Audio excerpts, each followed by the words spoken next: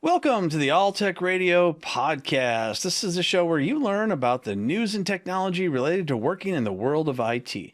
No matter what your job is in IT, we cover all aspects of work-life balance, job duties, salary, and everything else related to computers and technology. I am your host, Professor Robert McMillen, and joining me is my co-host, IT consultant Scott Portinga. Welcome back to the show, Scott. Good afternoon, Robert. How's it going over there? Oh, it's been a day. It started out with my son calling me saying, he's at school. Dad, my car got broken into, and I'm like, oh, that's too bad. But at least your computer wasn't in the car, right?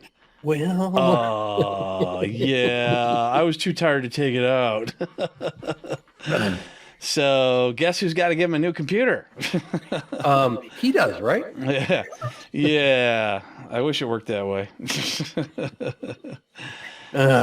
Fortunately, I had a spare one left over from a former employee, actually. So he gets that one. Yeah, give him a Chromebook. They're cheaper. And Yeah, there you go. Chromebook. Well, I'm in my old schooler softball shirt today because... well, this is what was on top in the drawer. It was its turn. Is this how you pick out clothes too, Scott? It's like, yeah, that one's on top. So yeah, I'll just easy enough. If it's not that picky, I'm not going to new client meetings or something like that. Yeah, there you go. Throw it on. There you go. I love your background, by the way. Good job with the Halloween theme.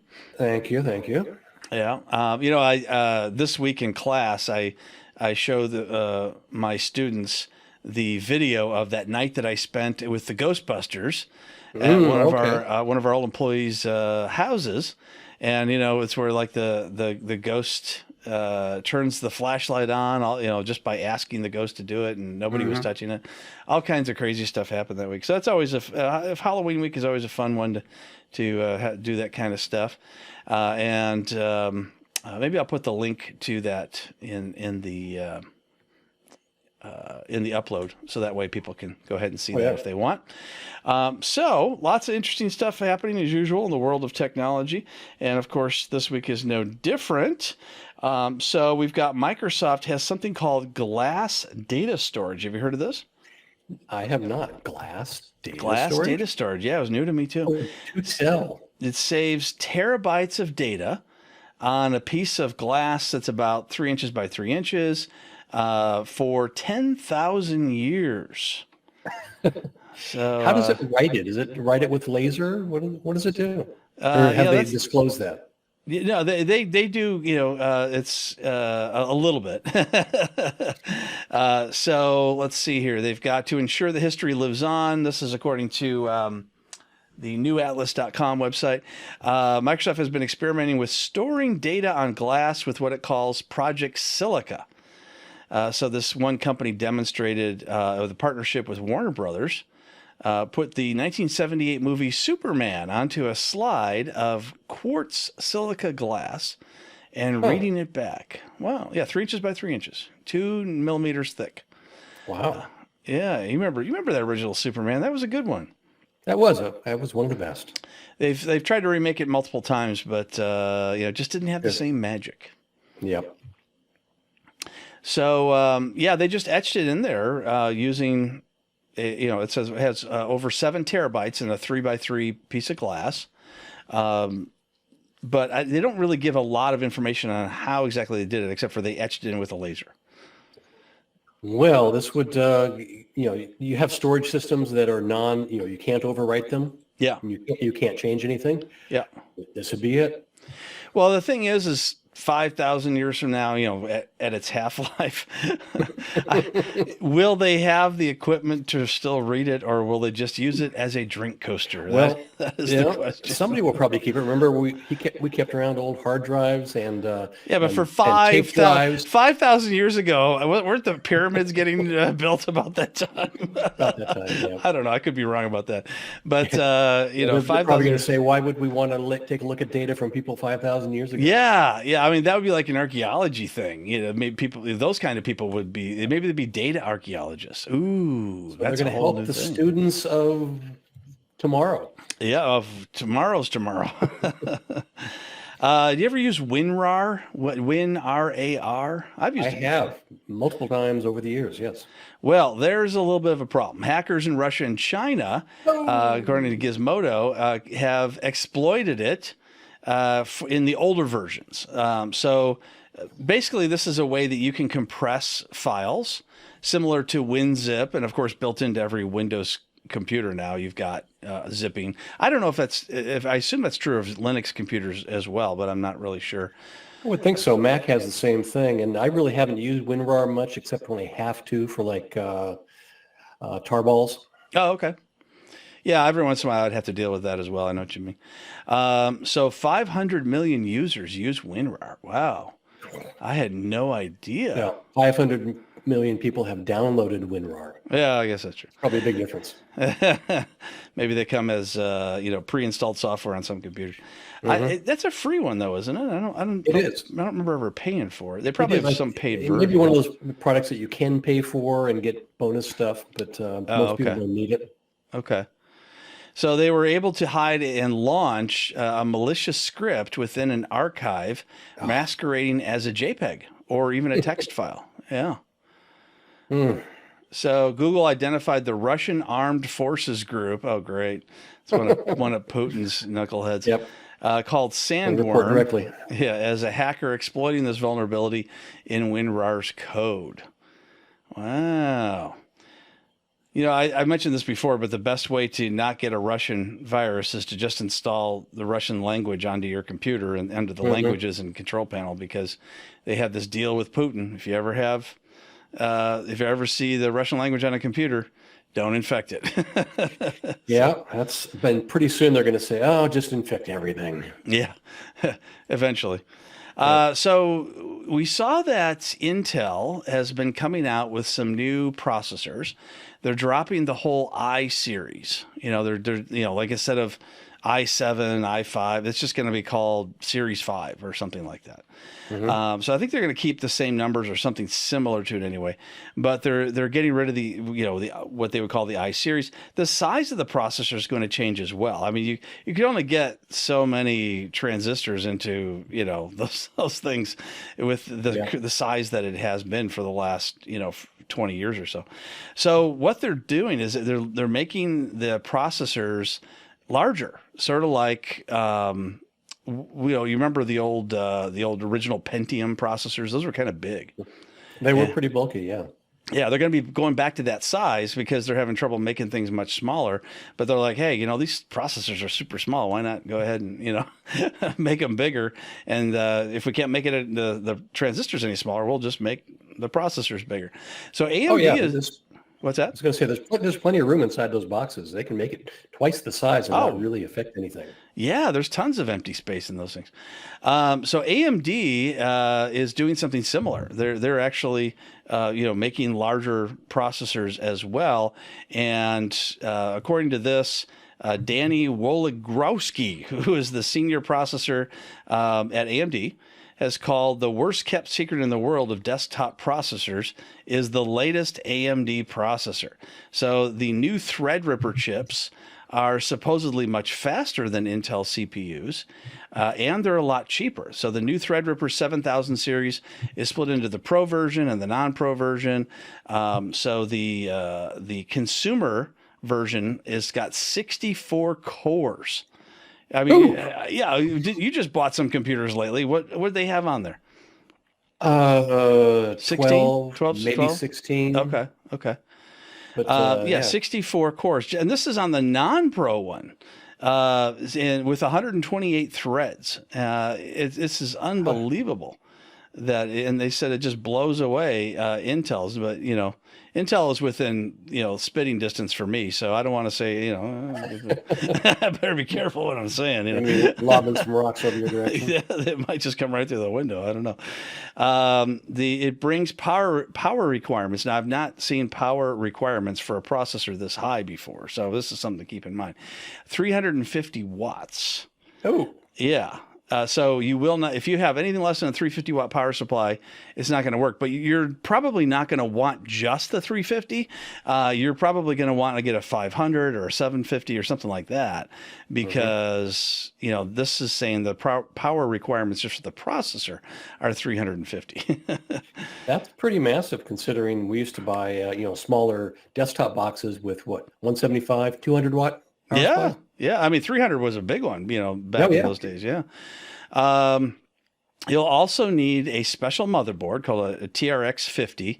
Reminds me of the old Radio Shack, the trash 80s. So TRX 50, I don't even know who makes that. As well as a CPU cooler with support for these massive chips. So you have to use a special cooler.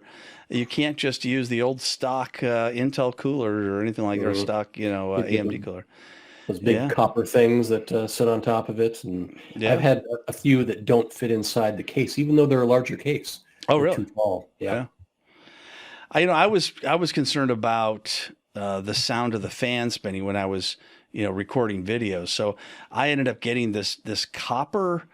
It looked like, a big bowl, and you'd place it on top of the processor and be fanless, and all the heat would dissipate out of all these little copper ribs, sort of like a radiator. And it worked fantastic. I barely was able to close the cover on it. I mean, it went right up to the edge of the thing. So I was able to, and it was, sure enough, it was so quiet because there was no fan in that box whatsoever. However, the microphones nowadays have such a good ability to filter out any type of fan noise. Like right now, I mean, I can hear my fan on my computer. You can't hear it. It just filters it out, even without any special filtering added into it. And then on top of that, in the software that I use, I add a filter on top of that just to be on the safe side. And it's these microphones nowadays, are amazing. Oh my goodness! I'm looking at the Gigabyte motherboard for the TRS 50. Yeah. Or TRX 50. Yeah. It's huge. Is it? And it has heat sinks all over it.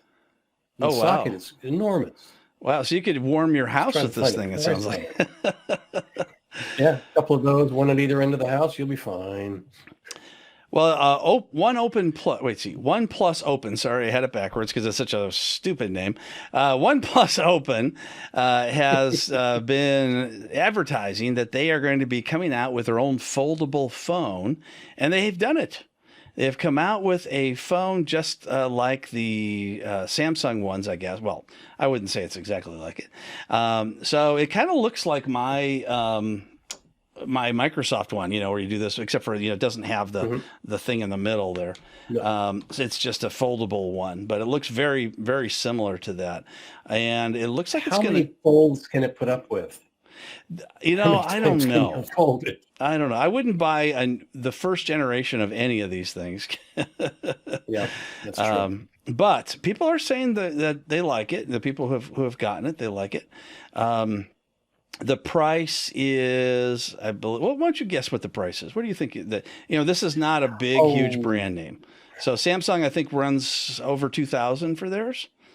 Yeah, I know how much they probably want to charge. $17.50. Oh man, you're close. That would, if we were on the Price is Right, I would have been. You might have been the closest person. Did I go over? You went over by $50, but you were so close. You should have said $16.99. $16.99. So they said they had this particular reviewer, which is on Gizmodo also, had it before it went up for pre-order. And he really likes this particular phone, saying that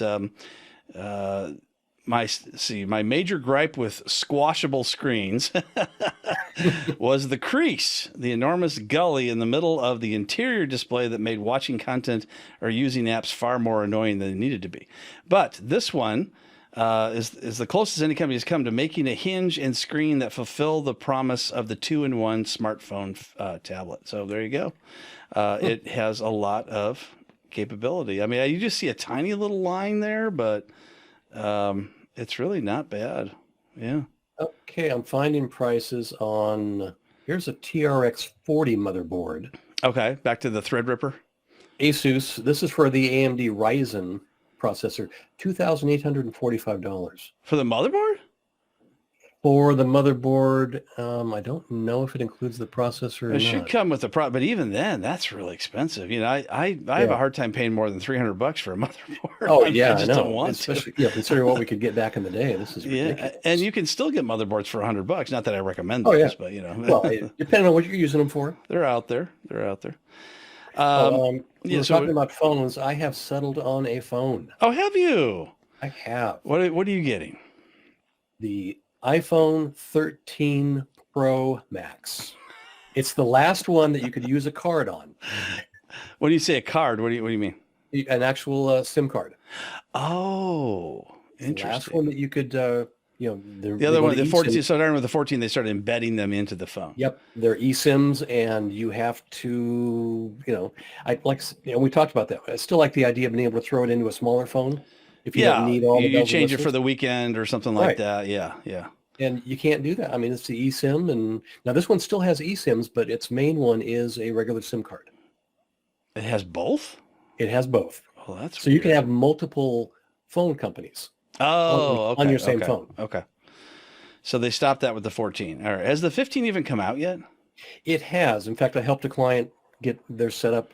Their main problem was they had forgotten their password. Uh, And had to reset their password on their Microsoft account so they could actually load it. But, I see. What do you think of the 15? well, the only downside of the 15 so far is the titanium. What's wrong with Titanium that? is not a good It's soft, sink. isn't it? It's hard. It's kind of brittle, but it doesn't make a good heat sink. Oh, Stainless- I thought that it was soft when it got heated up. Yeah, no, when it got warm. it's just the heat dissipation capacity. Oh, it doesn't have good heat phones- dispatch. The Oh, phones that's themselves are overheating. Oh, wow. Huh. Now that kind of swore me off. Well, you know what? why? It's because they're holding it wrong. Exactly. There'll be a video out on how to hold it right. With a meme with Steve Jobs telling everyone they're holding it wrong, but he's holding an iPhone 15. You know, I'm sure Yep. AI could do that Oh. for us. Here, let me find that. I'll bet you could. I'll bet you could find it. In the meantime, Microsoft launches a new service called Radius, which super annoying because there's already a service called Radius that is an open source remote access dial-in service that people have been using for decades and continue to use, not necessarily as dial-up, but they use it, in high-speed connections. And it's a very secure way of connecting in VPN and other types of remote access.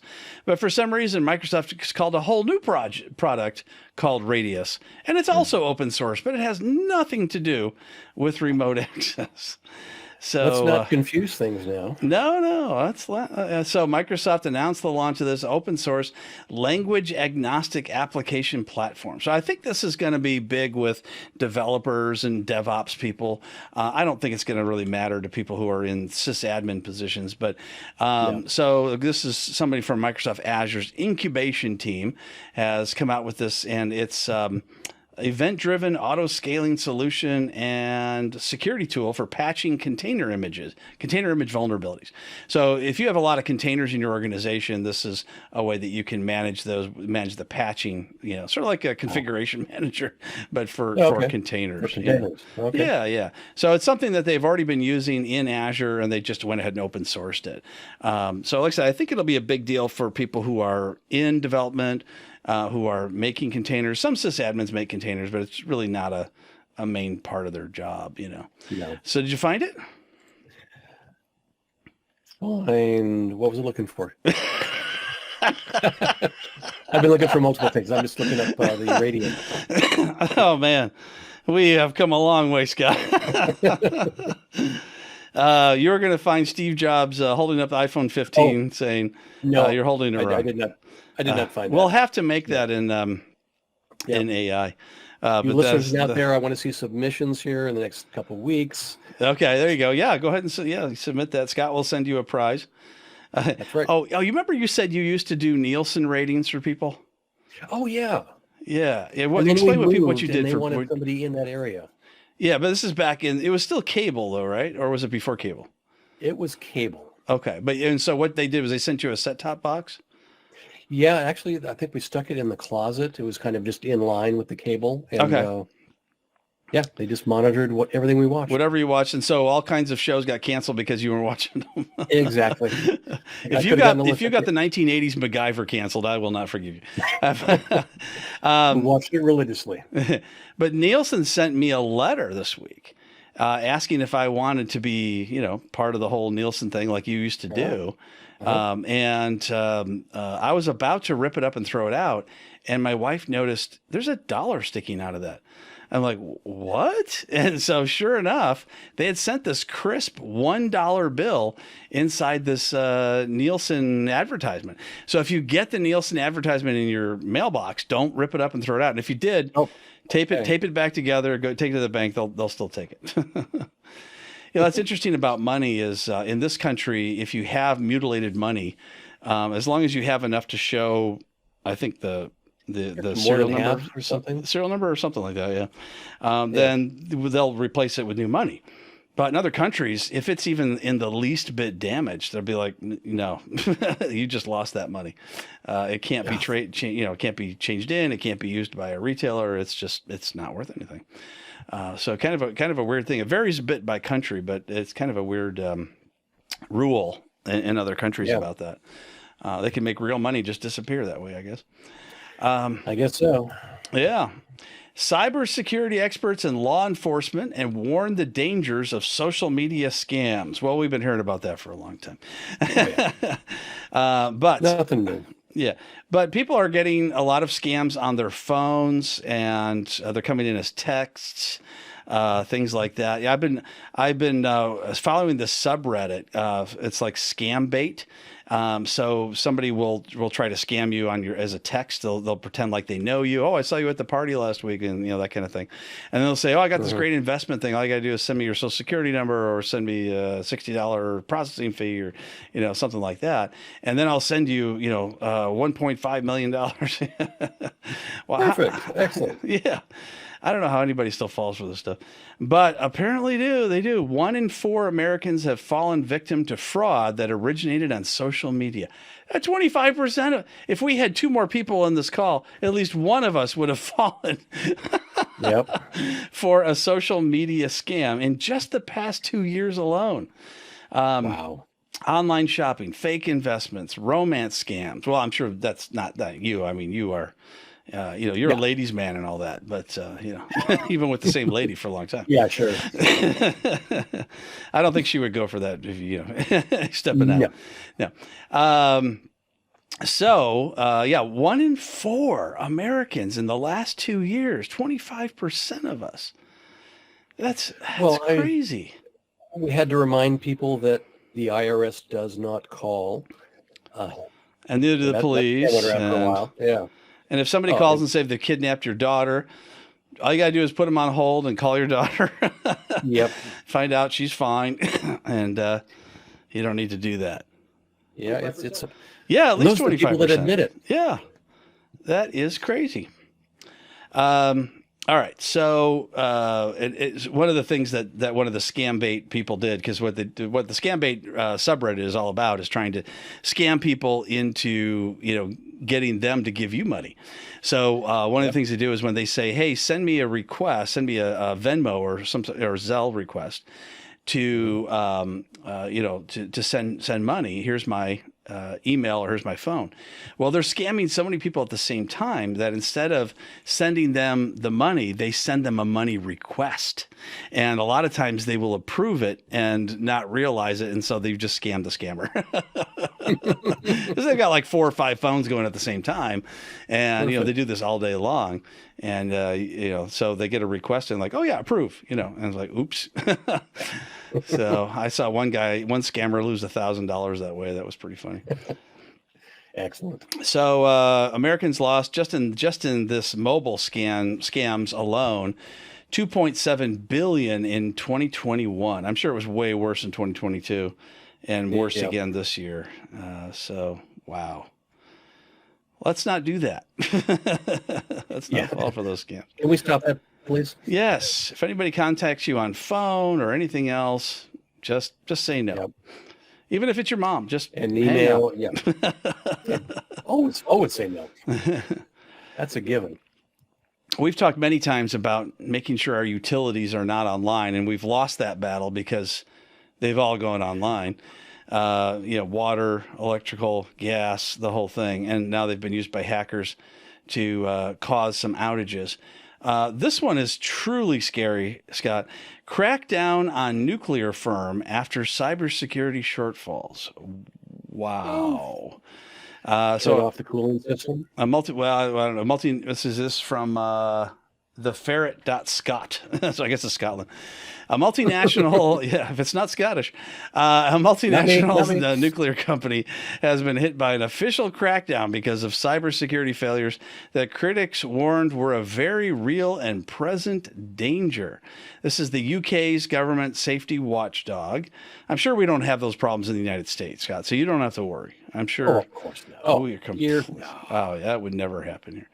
A French government company that runs one nuclear power station in Scotland, because apparently the Scots cannot figure out that math, apparently has got some issues with security, failed to properly protect its nuclear operations for potentially dangerous cyber attacks. One good thing I think about Europe having these types of things is if anybody brings down a nuclear power plant, it'll probably kill them as well, because this will go across Russia. It may hit China. I mean, it depends on how big it is and how close they were, but at least Russia, would lose a lot of people. Yep. I remember watching that HBO special on what was the one that melted down again? Well, 3 months. Oh, you're talking about Chernobyl? Chernobyl, yeah, in Ukraine, yeah. So they said that if that would have melted down without, they covered it, they obviously figured a way to stop it, but or stop it from hitting, killing, people outside of the area. But if that would have completely melted down, they said it would have killed 60 million people.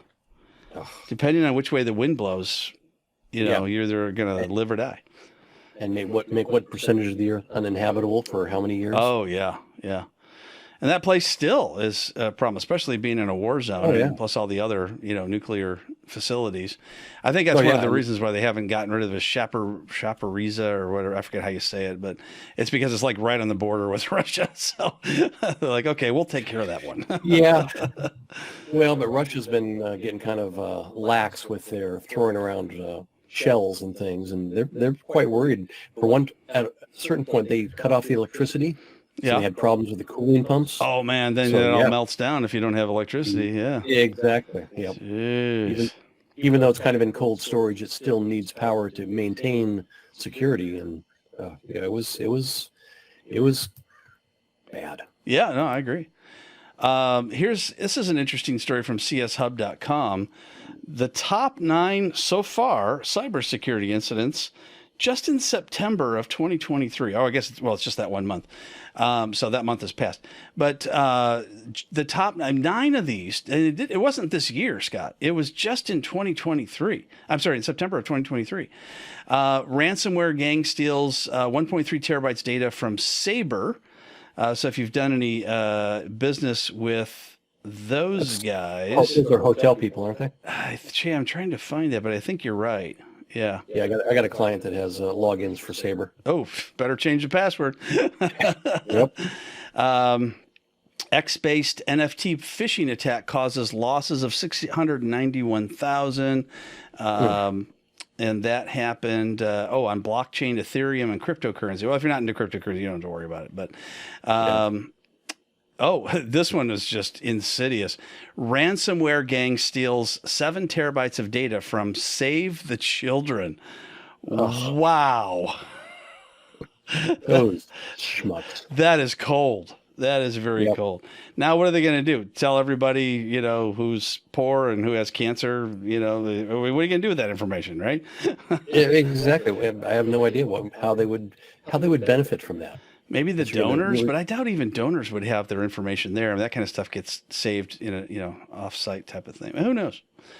And of course, we all knew about the MGM, the whole resort went under because of cyber attack. I mean, people who were just playing along, it didn't matter how many credits you had, they just got erased.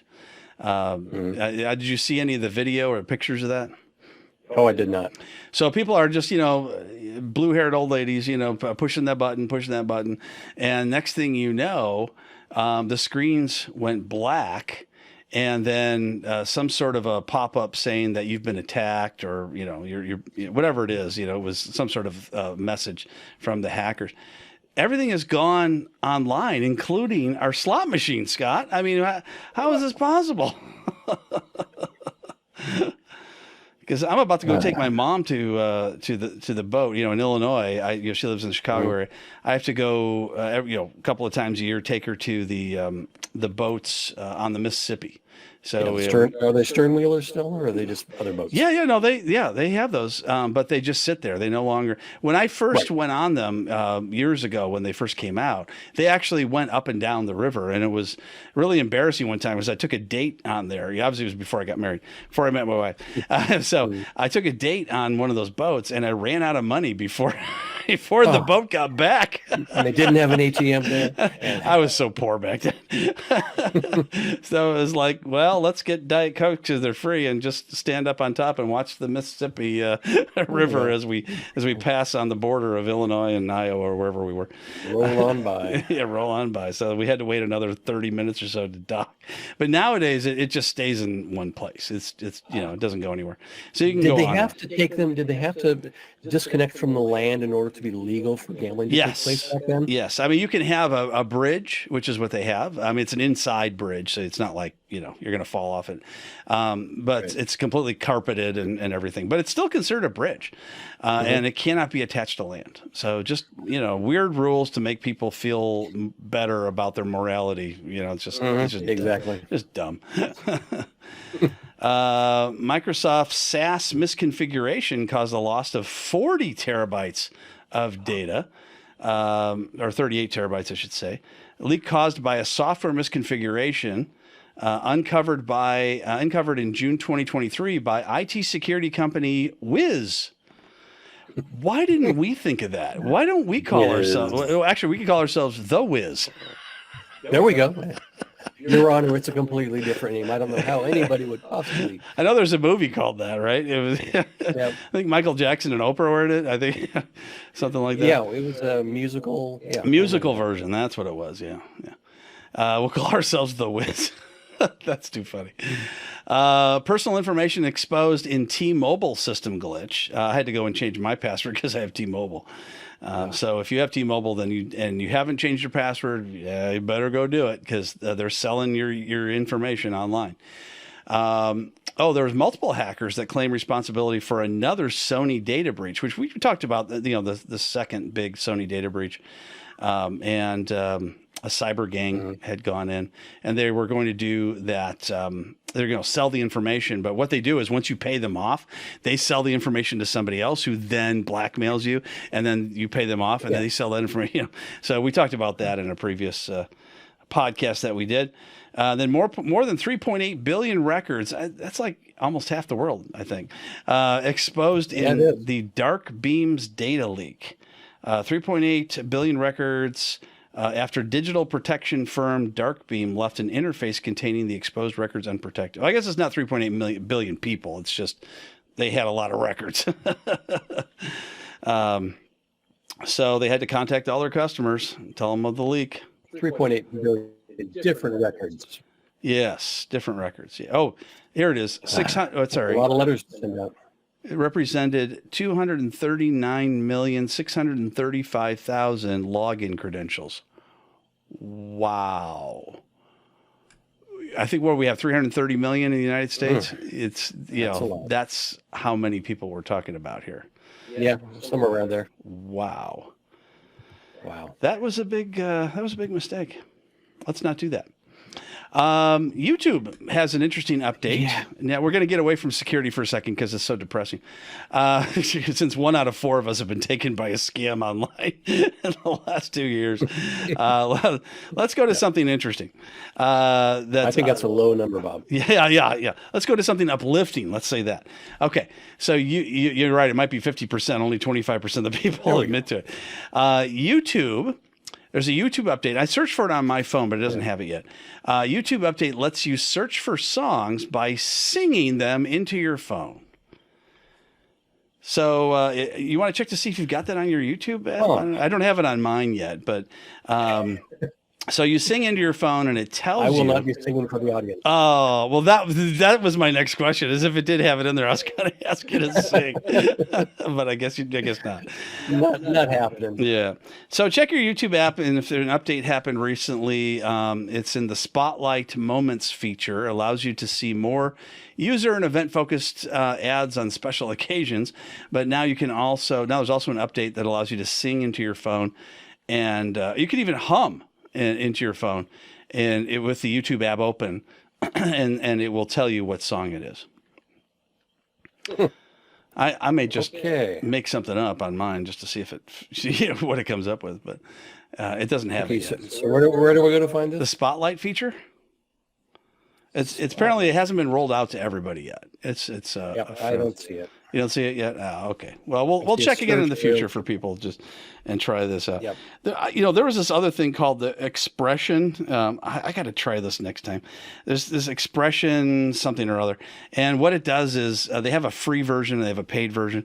What it does is it changes you into another, like an animal or something like that, and the AI on it is so good. Like I could be talking to you and it'll look like I'm a cat, like not just the head, but like the entire cat, talking. And it reminds me of that one court case where that one guy could not. He had the filter on for being a cat. Remember that?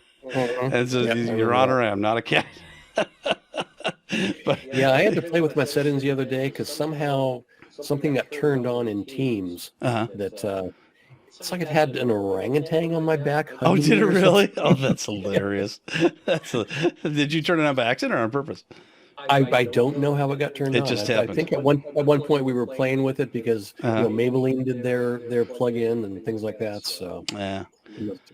Well, have you ever been at a place where they've asked you to pull out your driver's license or your ID and you're like, geez, I got to get my wallet out. I got to dig around for it. So Google has added something interesting on the Google Wallet. If you're using the Google Wallet, I know you're not, Scott, but people who are on Android, like me, I'm not using the Google Wallet yet, but it allows you to have your driver's license on your phone or state ID in Arizona, Colorado, and Georgia, as well as Maryland. So all those different places. They will allow you to, have your, so if anybody says, show me your ID, hit the app, phone. and it's perfectly legal. Perfectly legal. So I think that's probably going to catch on. Only problem is if your phone gets stolen and they figure out how to hack into it. Yes, and they have your ID. Yeah.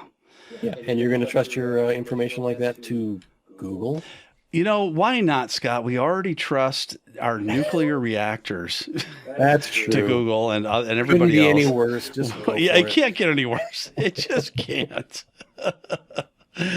Well, Scott, we've had another fun and exciting all tech radio podcast. Is there anything that you would like to mention, promote, sing into the phone?